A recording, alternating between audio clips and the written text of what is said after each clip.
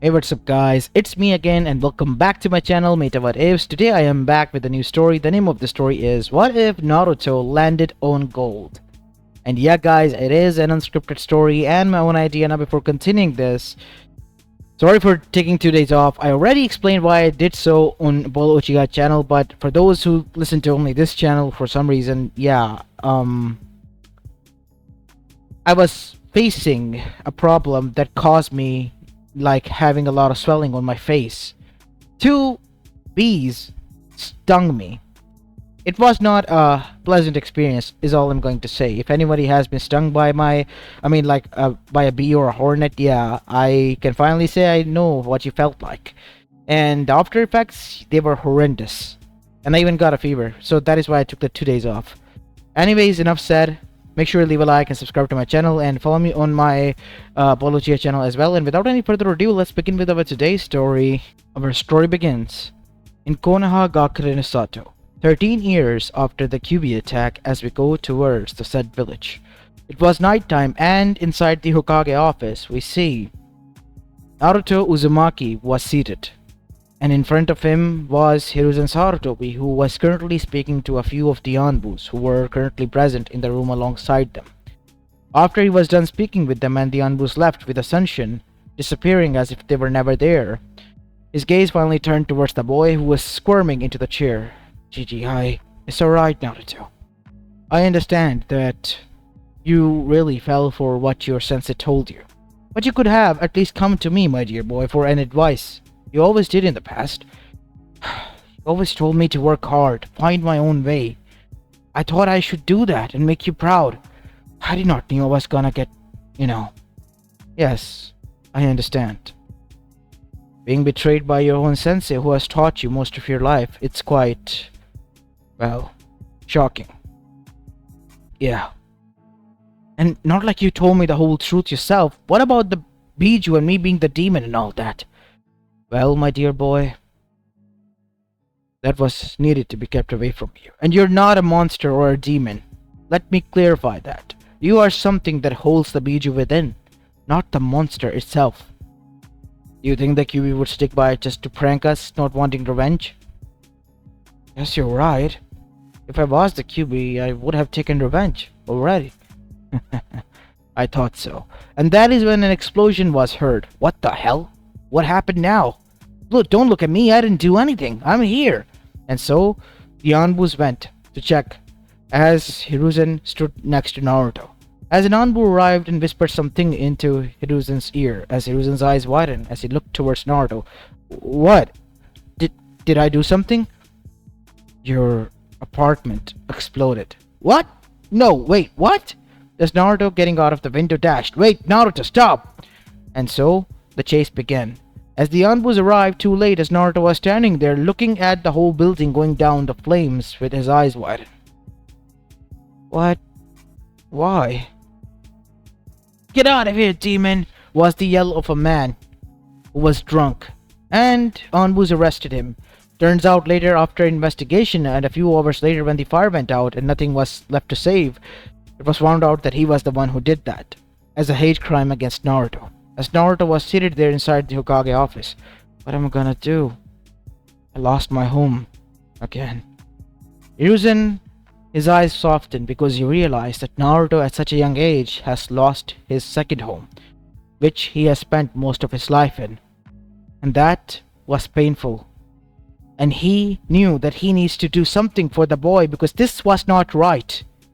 This was so not right. The people continued to bully him, hate him, but now even burn his home down? What if Naruto was sleeping inside? What would have happened then? And that scared Hiruzen. Everything will be fine, Naruto.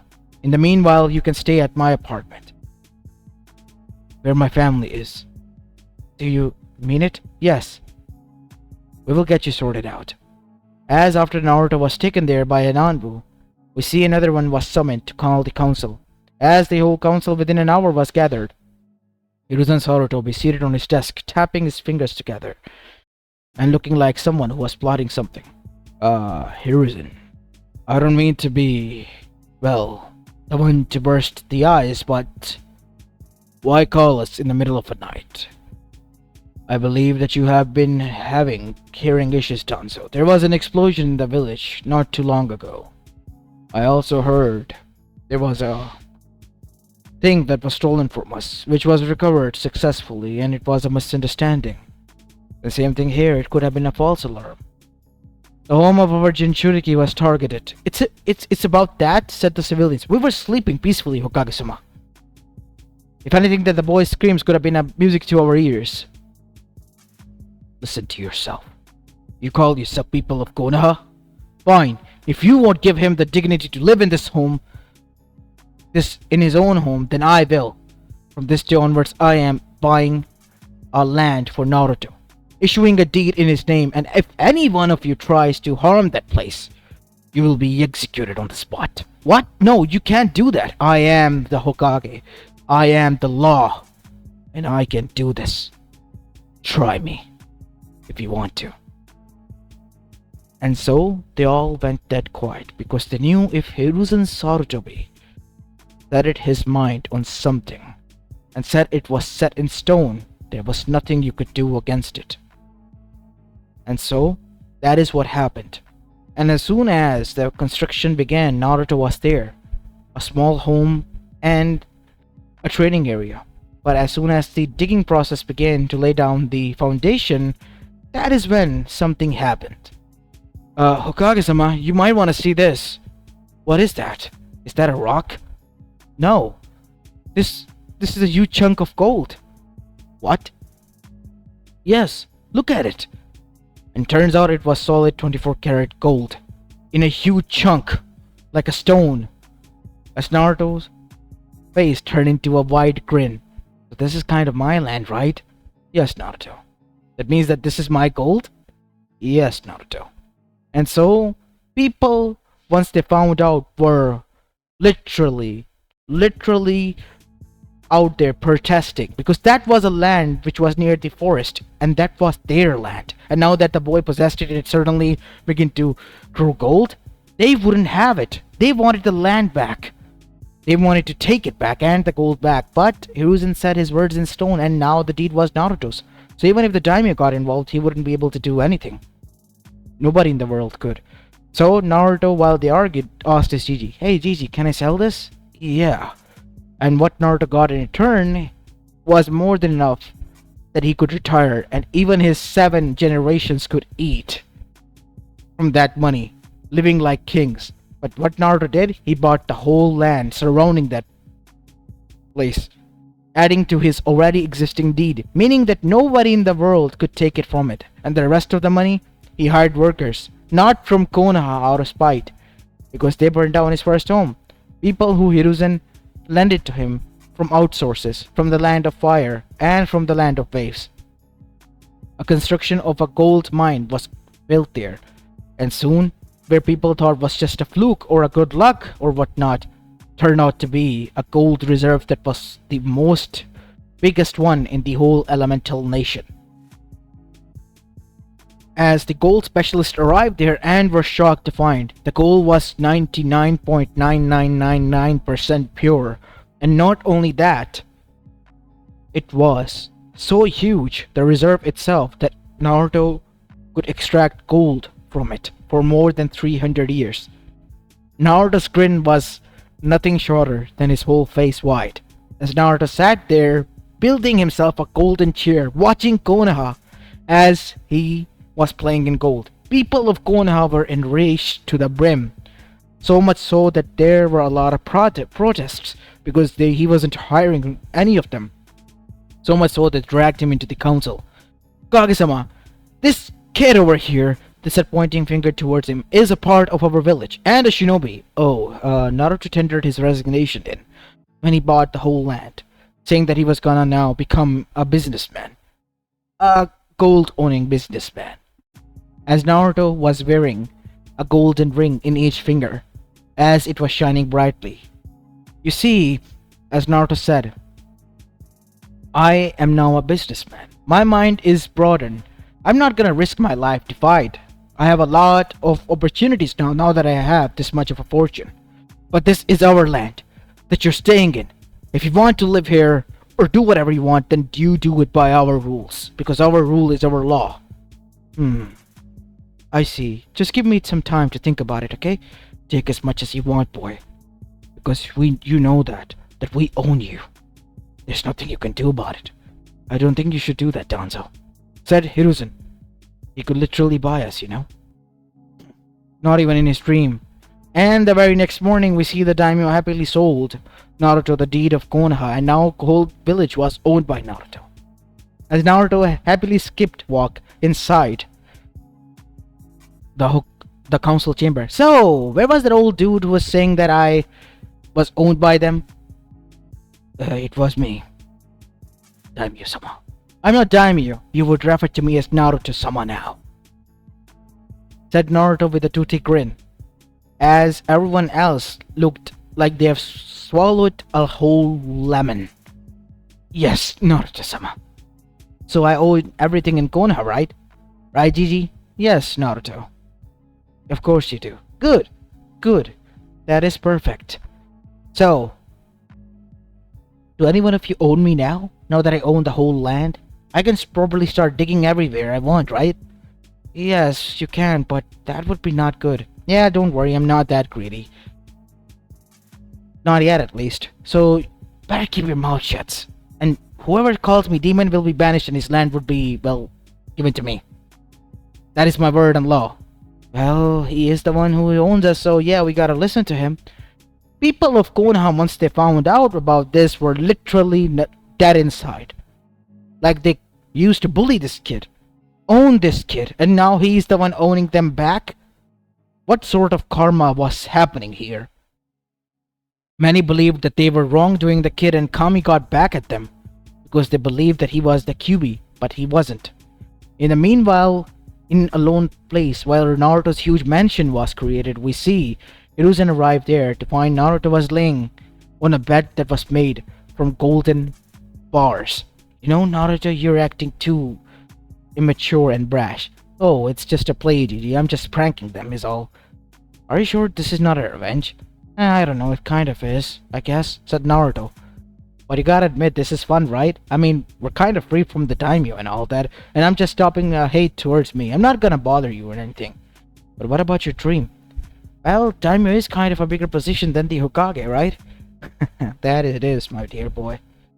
So, can you tell me now who my parents are? Legally, I'm bound to do that now.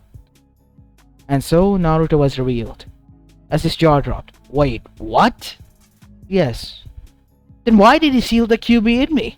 The fourth. I mean, my dad. Well, as Hiruzen explained why he did that.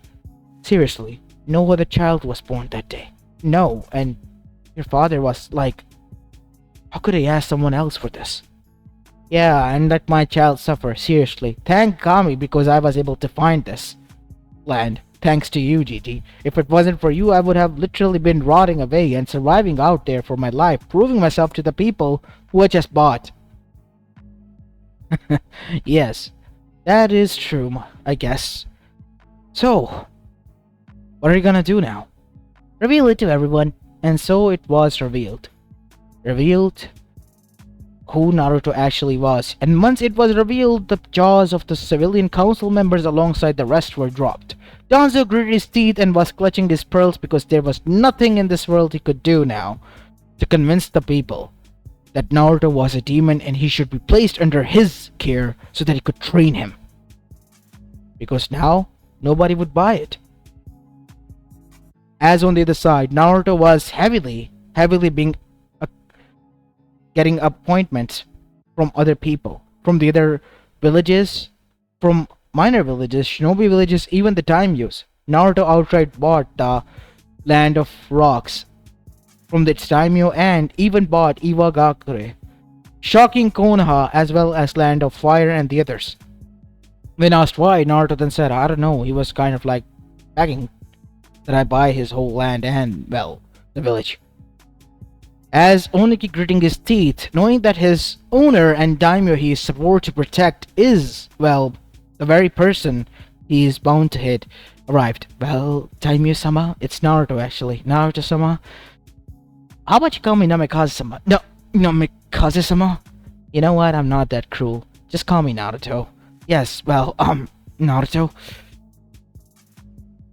I'm pleased to meet you, and hope to work alongside you, because my village depends upon it, sir. I hope you take your duty seriously, and there would be no bias towards us. Of course not. I bought that land, and it's mine, so I will always take care of it. Duh, said Naruto as Oniki left. While gritting his teeth, he was at least happy that he wouldn't get biased alongside his village because of the past. And true to Naruto's words, he did that. He stuck by his word, and Eva was slowly turning his image from bad to good because they compared him to his father. Arrogant, ruthless, but turns out Naruto was not that. He was someone who was getting back at everyone who wronged him and technically buying them out. So there was nothing wrong with that because he could, because everything in Elemental Nation had a price. As Suna came next, and Suna was bought out outright. Kiri, suffering from already past trauma and wars, also joined in. Naruto's gold reserves being so huge, he hired people from there and also began to employ them while also helping out to run the other villages. So much so that the currency changed to Naruto Ryu, NR, instead of just Ryu's now, as Naruto's picture was plastered on it while holding 2 golden bars in each hand with a huge toothy grin. And that currency changed everything because it was the gold-backed currency that was quite heaviest as well as the most profitable and stable one. As the Elemental Nation began to trade with that, Naruto's value skyrocketed because he was the one printing it and owned it the most.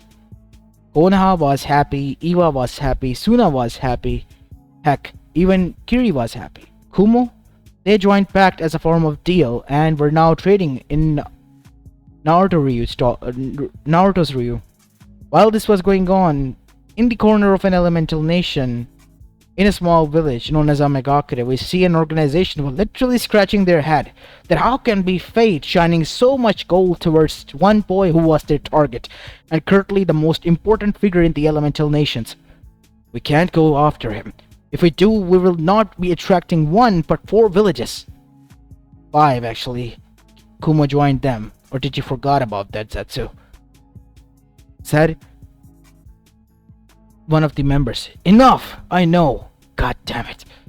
Our plan will be foiled. How can we go and target them? They're close-knit. This is going to be difficult. So let's nip the bud of the problem. First we target Naruto and then we go towards the first. But the order, it would be damn the order. We're gonna do it my way. Or there is no other way. And so they tried. And they all got captured. My way or no other way. Thank you so much, Toby. We got all captured. Said Zetsu. And after being interrogated, the whole truth was revealed. As Zetsu's truth shocked everyone. And when it was revealed to the Akatsuki members, they too were shocked. In the meanwhile, Kakazu folded when he saw 8 gold bars presented in front of him and revealed the whole plan already, causing others to facepalm because that meant he would do anything for the money, even sell his own soul, which technically was true because he already did that. As Kakazu holding his 8 gold bars, then said, sorry guys, I had to. It's literal gold, I mean. Do you know how much each of them weighs? Shut up, Kakazu. Sell out. As the others face-palmed, we see they glared at Zetsu because he was hiding a lot of details, turns out, from the plan. And the rest of the Elemental Nation, while thanking Naruto and being glad that they worked together to stop this mess from happening, were already planning their executions. We see the Akatsuki were pardoned by Naruto, except Zetsu, because he knew the others, they still could be used for good, because Naruto had the resources for that. As for Zetsu, yeah, he had to go, and so they dealt with him, the classical Konoha way. As after that, we see Naruto made sure he put Akatsuki to good work, and Amegakure was also owned property of his. With them by their side, that meant the future threats were prevented, like Orochimaru and the rest, who couldn't now even look towards Konoha in the wrong way. And Naruto, He, in this way, had secured a peace, alliance, as well as a lot of properties and strong standing. All thanks to an accident that happened by the drunk person, who was still cursing himself. Why did he destroy the boy's home? If he had left it at that, the boy would not have become so rich. And yet here he was. As this is where I will be leaving the story off, guys. I hope you enjoyed this one, and if you did, then make sure to leave a like and subscribe to my channel, as this is it for the day. I'll see you in the next one. Peace.